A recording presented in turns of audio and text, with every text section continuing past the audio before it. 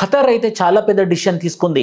ఎలా అయితే NATO North Atlantic Treaty Organization North American countries and European countries కలిపి security alliance ఏదైతే ఉందో దాని పేరు నాటో, అలాంటి ఆర్గనైజేషన్ ఇస్లామిక్ కంట్రీస్ కూడా ఉండాలి అని చెప్పేసి ప్రతిపాదించింది ఖతర్.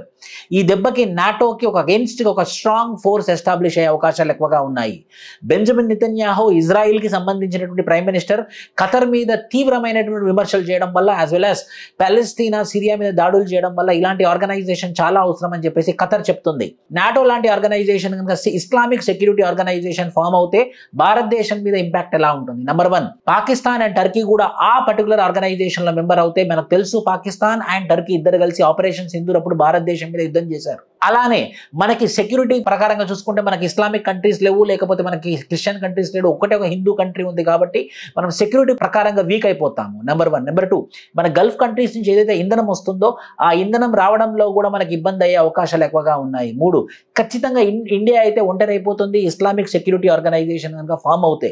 సో ఏదైతే నాటోకి అగెన్స్ట్ గా ఎస్టాబ్లిష్ చేద్దాం అనుకున్నటువంటి ఇస్లామిక్ సెక్యూరిటీ ఆర్గనైజేషన్ దాని యొక్క ఇంపాక్ట్ భారతదేశం మీద కూడా పెద్దగా ఉండబోతుందని ఖచ్చితంగా మనం చెప్పగలము. సో ఈ ఖతర్ యొక్క ఈ యొక్క ప్రపోజల్ ఏమవుతుందో చూడాల్సి ఉంది. Thank you. జై హింద్.